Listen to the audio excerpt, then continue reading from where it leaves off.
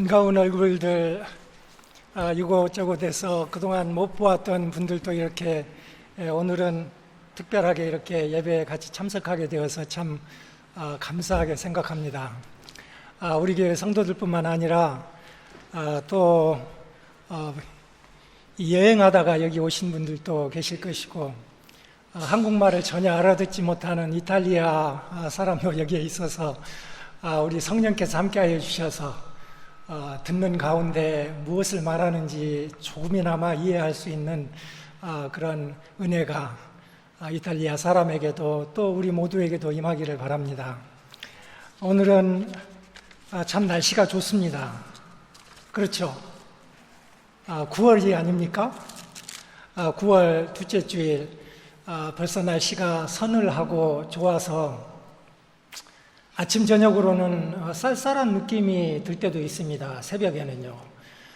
제가 여름에는 너무 더워서 옷을 이불을 다 이렇게 덮지 않고 창문을 다 열어놓고 잠을 자는데 아침에 일어날 때는 너무 좀 쌀쌀한 느낌이 든다 할 정도로 날씨가 좋아진 것 같습니다. 가을이라는 말입니다. 가을은 추수의 계절 아닙니까? 장로님께서도 기도하시면서 추수의 계절에 대해서 이야기했고 오늘 또 우리 찬양대 이렇게 찬양을 하면서 주 안에서 하나 되며 사랑하는 것에 대해서 찬양을 했는데 우리 가을에 사랑의 열매를 좀 거두어 봤으면 좋겠습니다.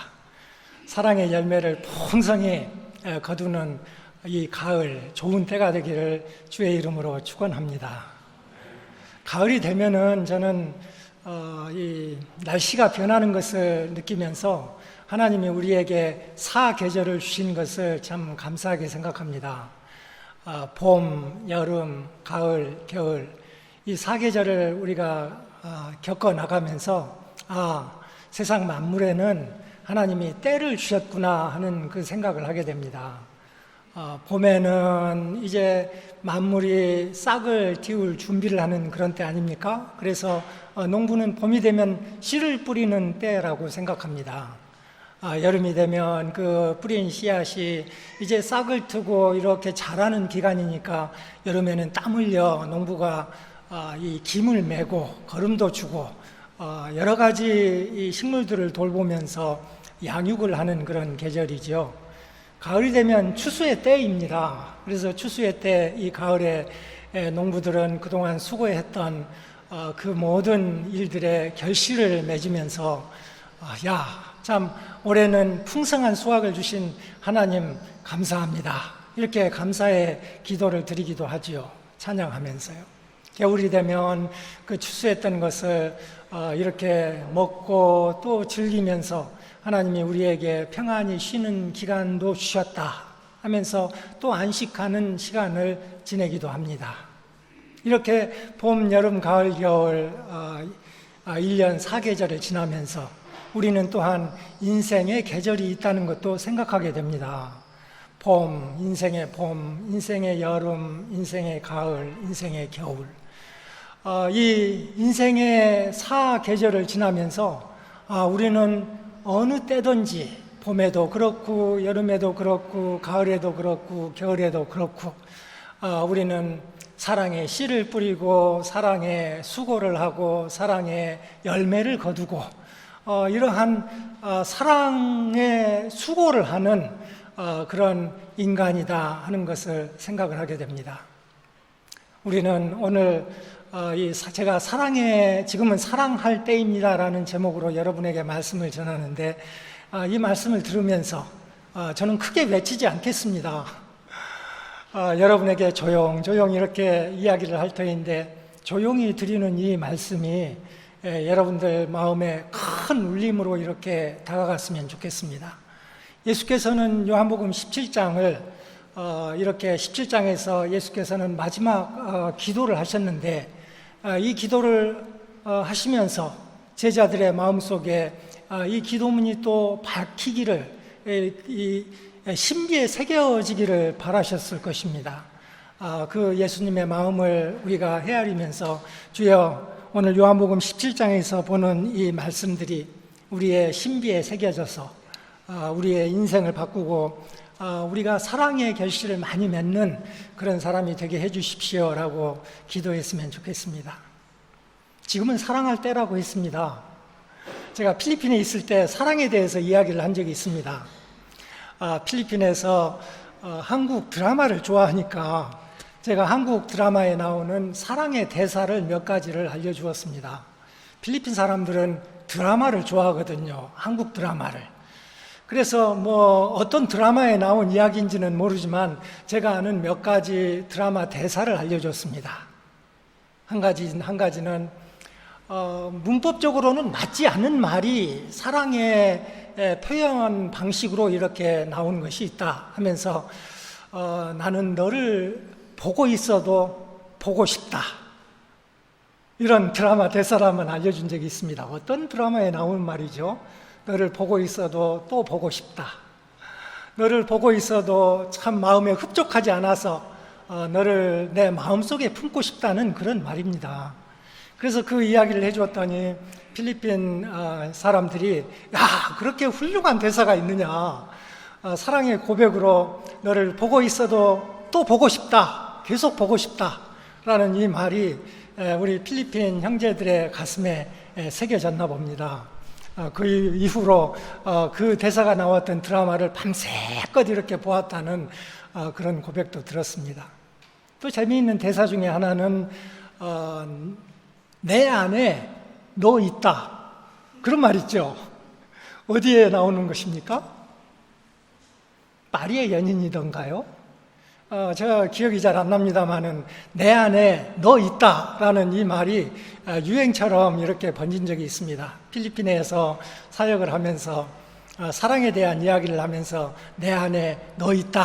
우리 그렇게 고백해보자 했더니 우리 성도들이 참 좋아했던 기억이 납니다. 여러분도 그런 고백 하고 싶지 않으세요? 내 안에 너 있다. 둘러보세요. 둘러보면서 사랑하고 싶은 사람, 아니면은 미워한 사람이라도 그 사람을 보면서 내 안에 너 있다. 이렇게 고백할 수 있으면 좋겠습니다. 실제로 요한복음 17장에서 예수께서는 그렇게 말씀하셨습니다. 내 안에 너 있다. 이런 고백을 하나님과 예수님 사이에서 주고받았습니다. 아버지가 내 안에 있는 것 같이, 그리고 내가 아버지 안에 있는 것 같이 했으니까 예수께서는 아버지를 향해서 아버지는 내 안에 계십니다. 또 아버지 안에 내가 있습니다. 하면서 사랑을 고백하지 않았습니까? 우리말로 하면은 내 안에 너 있다. 이 말 아닙니까? 그러면서 예수께서는 제자들에게 우리가 그렇게 서로 안에 있는 것처럼 저희들도 다 하나가 되어서 온전함을 이루어 우리 안에 있게 하옵소서 했으니까 우리 하나님도 또 예수 그리스도도 우리를 보면서 내 안에 너 있다. 이 고백을 하기를 원하시는 것입니다. 그런 고백을 해야 온전함을 이루었다라고 말을 할 수 있다는 것입니다. 그래서 이 사랑의 열매를 맺기를 바라는 이때에 지금은 사랑할 때입니다라는 이 제목으로 설교를 하면서 내 안에 너 있다. 저는 여러분들에게 그렇게 고백을 하고 싶습니다. 어떤 사람들은 저를 보면서 제가 목사님 안에 있다고요? 저 몰랐습니다. 그런 말씀하실지도 모르겠습니다. 그래도 여러분은 제 안에 있습니다. 저는 여러분들을 제 마음에 품었습니다. 여러분들도 우리가 서로 마음에 상대를 품는 그래서 내 안에 너 있다라고 고백하며 사랑의 열매를 거두는 이런 아름다운 가을이 되기를 바랍니다.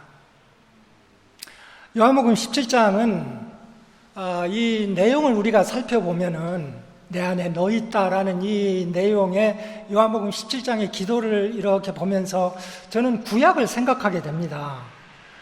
왜냐하면 요한복음 14장, 15장, 16장, 17장 이 내용들은 전부가 6월절 전에 일어난 이야기 아닙니까? 예수께서는 이제 십자가에 체포되어서 십자가에서 달려 돌아가시게 되었습니다. 유월절 어린 양으로서요. 그런데 그 유월절이 이루어지기 전에 예수께서는 제자들에게 너희는 서로 사랑하라. 너희가 서로 사랑하면 너희가 내 안에 있게 된다. 내가 내 안에 있게 된다. 이렇게 이런 내용으로 이렇게 말씀을 하셨는데, 가르치는 것이나 그날 행하셨던 발을 씻는 것이나 그날 성찬식을 나누었던 것이나 또 이렇게 마지막 기도를 하시는 것이나 전부가 다 유월절과 관계되어 있는 것이고, 이 유월절을 통해서 예수께서는 말씀하고 싶어 하는 것이 내 안에 너 있으니 너희들도 서로 마음속에 상대를 품어라 라고 그렇게 말로 행동으로 우리에게 교훈해 주시는 것입니다. 구약에서도 마찬가지입니다. 이 요한복음 17장에 보면은 6절에 이런 말이 있지 않습니까? 세상 중에서 내게 주신 사람들에게 내가 아버지의 이름을 나타내었나이다. 이런 말을 하면서 예수께서 세상을 마음에 품으시고 제자들을 마음에 품으시고 제자들을 마음속에 담으시고 그리고서 말씀하시기를 세상 중에서 내게 주신 사람들에게 내가 아버지의 이름을 나타내었나이다 했는데, 이 말을 곰곰이 생각해 보면 참 심오한 의미가 있다는 것을 알게 됩니다. 아버지의 이름을 나타냈다니요. 무슨 말이라고 생각하십니까? 아버지의 이름. 저는 이름이 있습니다. 제 이름은 안효선입니다. 여러분도 이름이 있으시지요? 우리 이름은 우리를 가리키고 있습니다.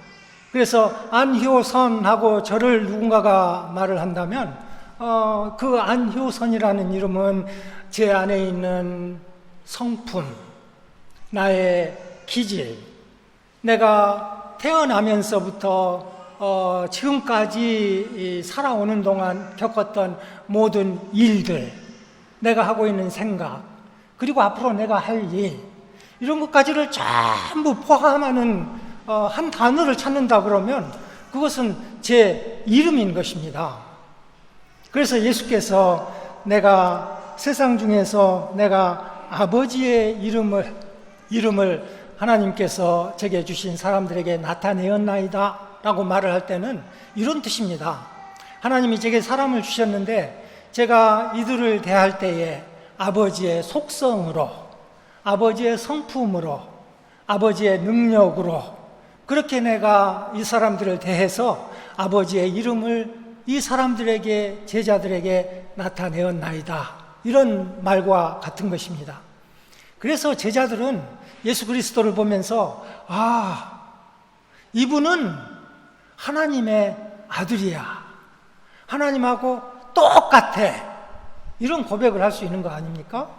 그래서 이 공간복음에 보면은 예수께서 제 사람들을 다 불러 모으시고 말씀하시기를 사람들이 나를 누구라 하느냐라고 할 때 예수께서 기대했던 것은 주는 그리스도시요 살아계신 하나님의 아들이니이다 라고 그 하나님의 아들, 그러니까 아버지의 이름이 그 아들을 통해서 나타났다는 그 고백을 듣기를 원하셨던 것입니다.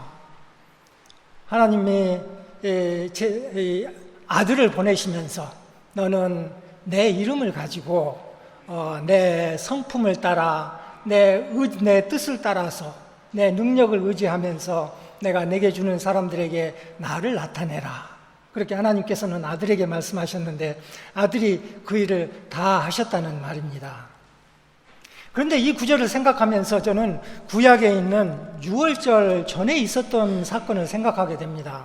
마치 요한복음 14장부터 17장까지가 유월절 전 예수님의 행적을 가리키는데 구약에서 유월절 전에 하나님은 하나님의 이름과 관련하여 무엇을 행하셨을까 생각을 하면서 저는 출애굽기 3장과 그리고 출애굽기 5장에 나오는 출애굽기 6장에 나오는 이 하나님께서 모세에게 말씀하시는 그 내용을 생각하게 되었습니다. 하나님은 출애굽을 원하시는 것입니다. 예수께서 요한복음 17장을 통해서 하시고자 하는 일은 출애굽입니다. 죄악된 세상으로부터 그분의 제자들을 구원해내는 것입니다. 그래서 이 출애굽 이야기는 구약의 출애굽 이야기를 성취하는 것입니다. 구약의 출애굽 이야기는 출애굽기 3장에 이렇게 나와 있습니다. 하나님께서는 출애굽을 준비하시면서 모세를 불렀습니다. 그래서 모세에게 너는 가라, 애굽으로 가서 내 백성을 구하여 내라, 이렇게 말을 했더니 모세가 말을 안 듣지 않습니까? 모세는 하나님의 그 보내심을 따라서 애굽으로 가고 싶지 않는 것입니다. 여러 가지 이유가 있겠지요. 사람도 많은데 왜 내가, 그 말도 했겠죠. 그 생각도 들지 않았겠습니까? 말도 잘하는 사람이 많은데 왜 제가 가야 합니까? 또 이런 생각도 했겠지요. 내가 젊어서 그렇게 애굽에 있는 내 동족을 구원하고자 살인까지 저질렀는데 그때 하나님은 뭘 하셨습니까? 아무것도 안 하시고 침묵하셨던 하나님이 이제 내 나이 80이 되어서 다 죽게 되었는데 왜 내가 이제야 갑니까? 그런 생각도 했겠죠. 자기 능력으로 할 수 없는 출애굽의 인도자가 되라는 말을 듣고서 모세가 하나님께 물었습니다. 3장 13절에 보면 내가 이스라엘 자손에게 가서 이르기를 너희의 조상의 하나님이 나를 너희에게 보내셨다 하면 그들이 내게 묻기를 그의 이름이 무엇이냐 하리니 내가 무엇라고 대답하리이까 하고 이름에 대한 것이 나온단 말입니다. 너를 보내신 하나님의 이름이 무엇이냐 라고 물어보면 내가 무엇라고 대답하리이까? 이 모세의 질문 속에는 이런 뜻이 있는 것입니다. 하나님은 어떤 속성을 가지셨습니까? 하나님은 무슨 성품을 가지셨습니까? 하나님은 어찌하여 그동안 그렇게 긴 세월 동안, 수백 년 동안 우리가 종살이를 하는데, 노역을 하는데, 고통 가운데 있는데 침묵하셨나이까? 이런 하나님의 속성이나 하나님의 행하심에 대한 질문인 것입니다. 그랬더니 우리 하나님이 말씀하시기를 15절 16절에 나는 너희 조상의 하나님 여호와 곧 아브라함의 하나님, 이삭의 하나님, 야곱의 하나님이다 라고 하시면서 이것이 사람들이 영원히 기억해야 할 내 이름이다 라고 말씀하셨습니다.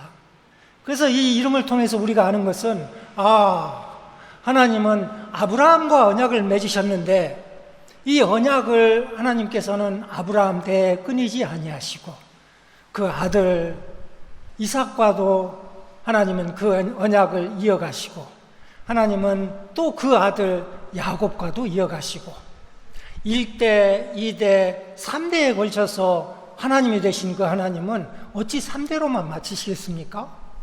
우리 하나님은 영원히 대를 이어서 영영이 기억할 나의 이름이라고 했으니 영원히 하나님은 택하신 자를 버리지 아니하시고 그 자손들과 함께 하신다는 하나님의 속성과 하나님의 약속과 하나님의 능력을 이렇게 이 이름으로 보증하시는 것입니다. 그러시면서 16절에 말씀하시기를 여호와 너희 조상의 하나님 곧 아브라함과 이삭과 야곱의 하나님이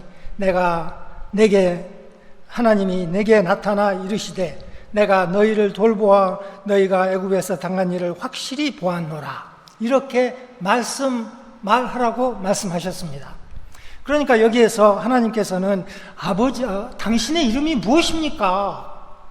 하나님의 속성은 무엇이며 성품은 무엇이며 그동안 왜 침묵하셨나이까? 라는 이 질문에 하나님은 말씀하시기를 내가 너희를 돌보았다 라고 말씀하시는 것입니다.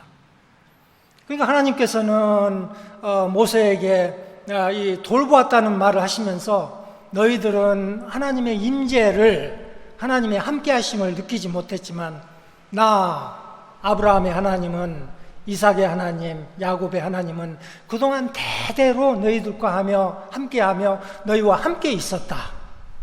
그래서 너희의 필요를 다 채워주고 너희가 울 때 내가 거기서 함께 울었고 너희가 마음이 아플 때에 내가 너희와 함께 마음이 아팠고 너희가 먹을 것이 필요할 때에 내가 너희를 공급하였고 내가 너희를 돌보면서 지냈노라.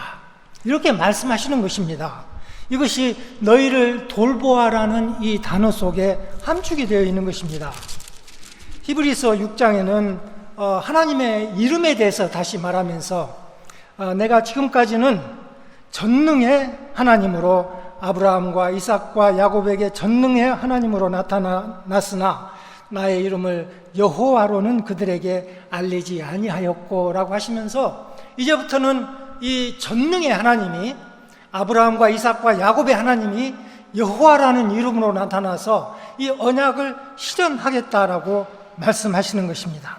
그러면서 내가 너희를 빼내며 그들의 노역에서 너희를 건지며 편팔과 여러 큰 심판들로서 너희를 속량하며 라고 했습니다.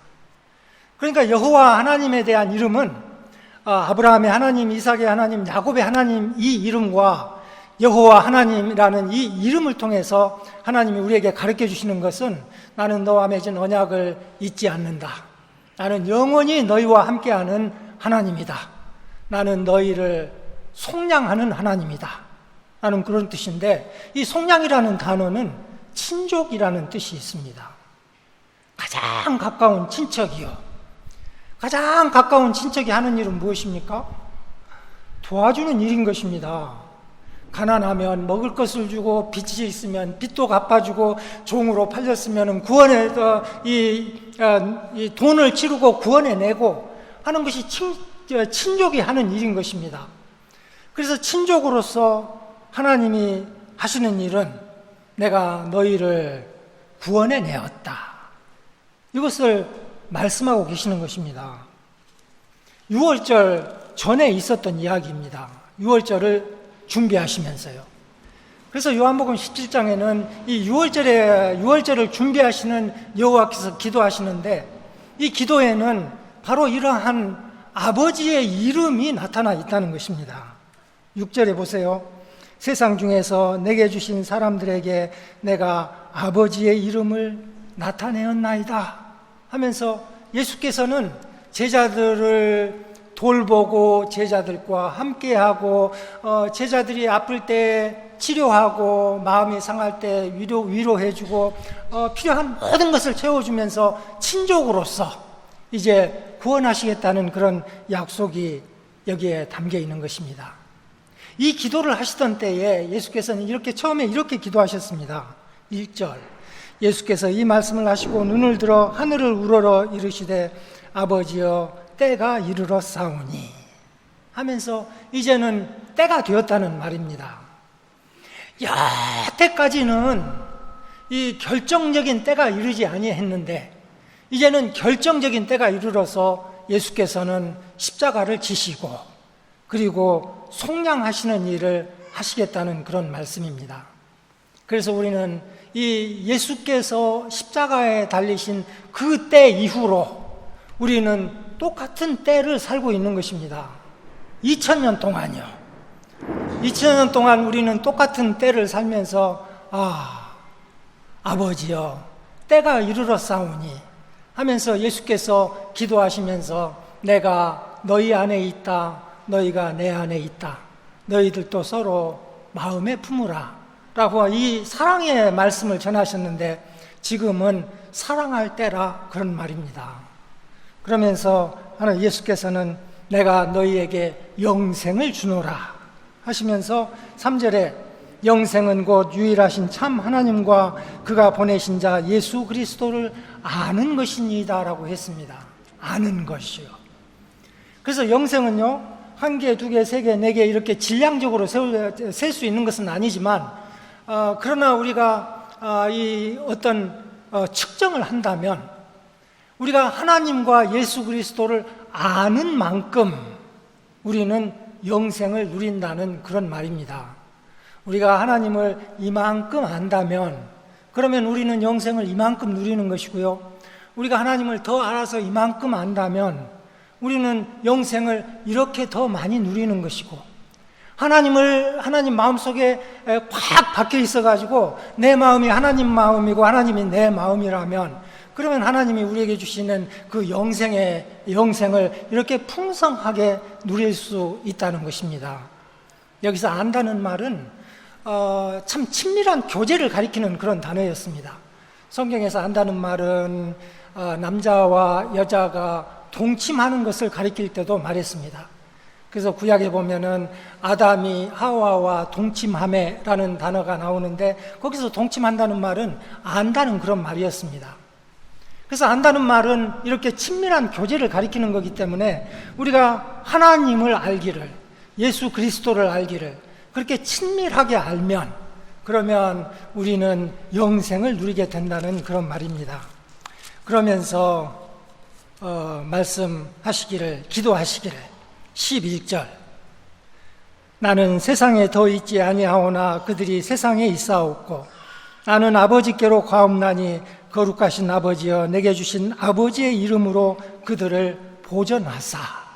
그래서 아버지의 이름으로 그들을 보전하사 우리와 같이 그들도 하나가 되게 하옵소서 라고 하나가 되는 그 이야기를, 그 기도를 하신 것입니다. 21절, 아버지여 아버지께서 내 안에 내가 아버지 안에 있는 것 같이 그들도 다 하나가 되어 우리 안에 있게 하사 하지 않았습니까? 그러니까 아버지와 예수 그리스도가 서로 안에 있는 것 같이 이 성도들도 다 그처럼 하나가 되어서 우리 안에 있게 하사 했으니까, 하나님 아버지, 예수 그리스도, 성령, 그리고 교회는 서로가 서로를 마음에 품은 존재가 되게 하라는 그런 말인 것입니다. 그렇게 하면 영생을 누린다는 그런 말입니다. 그리고 그렇게 하면 이런 일이 있게 됩니다. 21절에 있게 하사 세상으로 아버지께서 나를 보내신 것을 믿게 하옵소서 라고 했으니까 세상이 예수 그리스도를 믿게 된다는 말입니다. 세상이라는 단어는 23절에도 나오네요.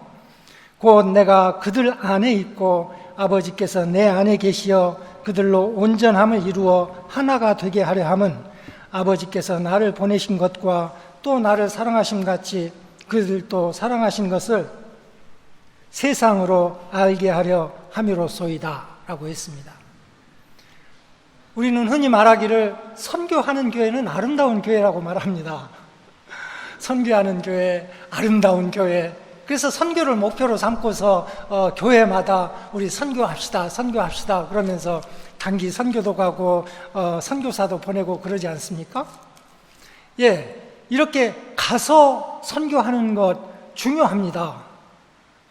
그러나 그에 앞서서 먼저 일어나야 되는 것은 내 안에 너 있다 라는 이런 고백을 교회에서 서로 해야 된다는 말입니다.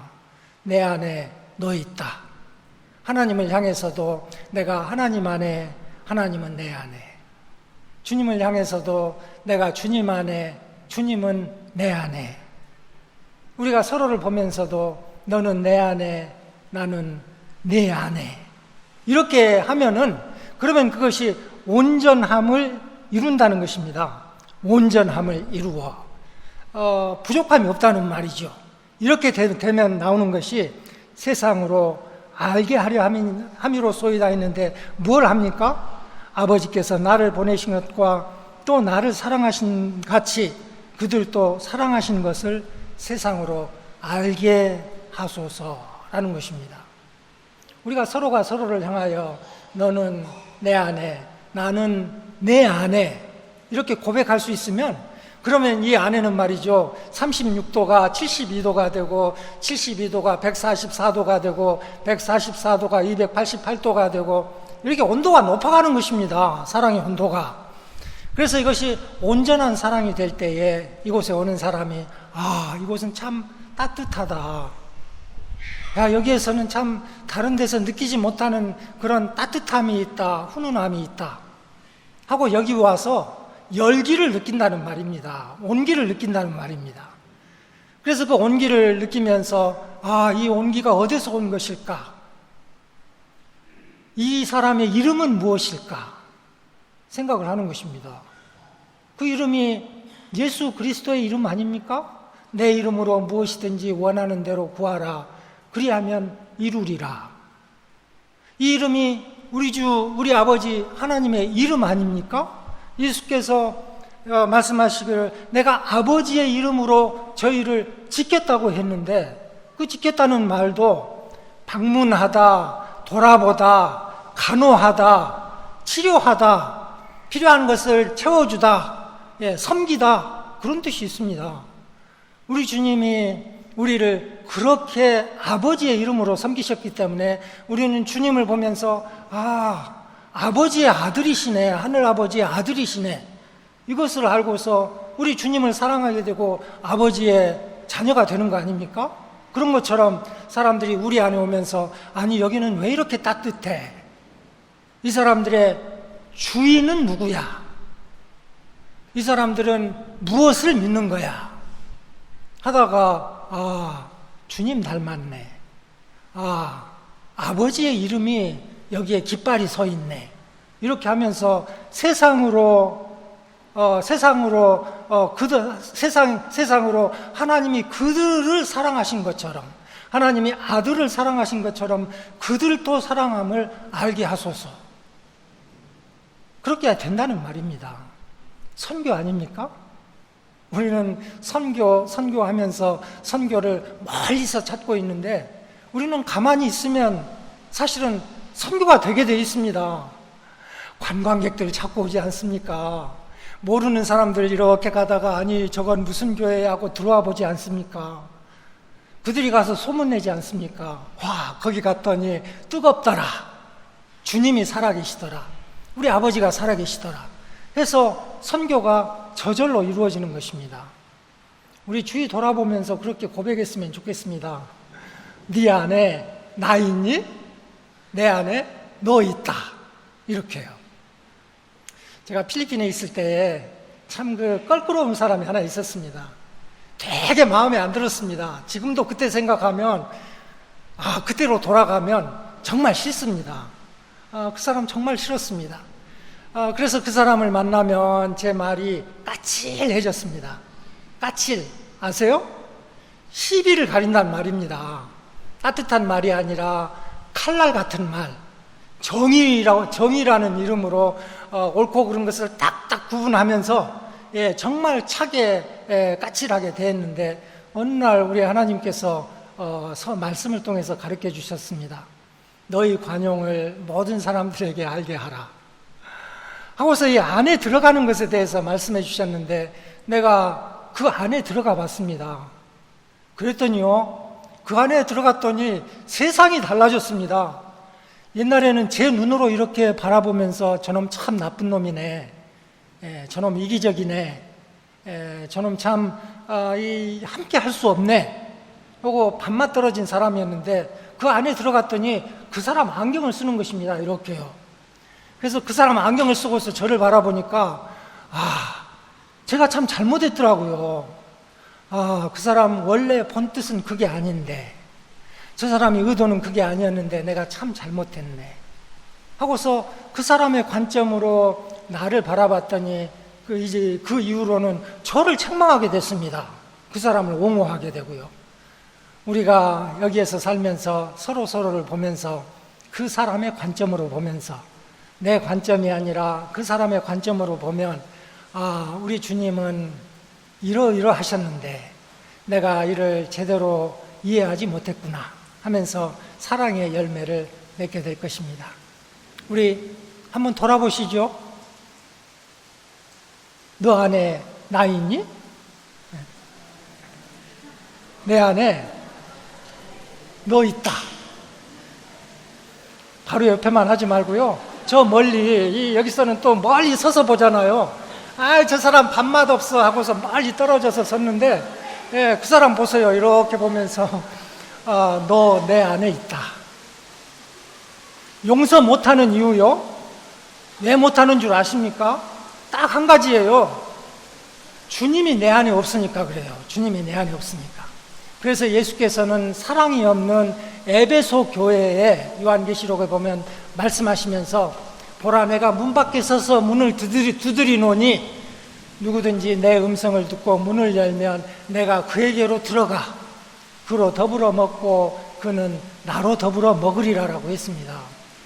그러니 문을 닫고 있으면 내 안에 못 들어오는 것입니다. 주님을 먼저 받아들이세요. 주님을 먼저 받아들이면 그러면은 상대를 향해서도 주님이 우리가 문을 열고 주님을 받아들이면 주님이 손잡고 누구하고 같이 오는 줄 아세요? 내가 미워하는 그 사람 손을 딱 잡고 들어오시는 거예요. 그래서 주님은 혼자 안 오세요. 주님은 둘, 셋, 여러 사람하고 같이 오세요. 그래서 내 안에 주님 계시고 내 안에 너 있고 그 있고 이런 아름다운 교회, 사랑의 교회, 뜨거운 교회 되기를 주님의 이름으로 축원합니다. 하나님 아버지 감사합니다.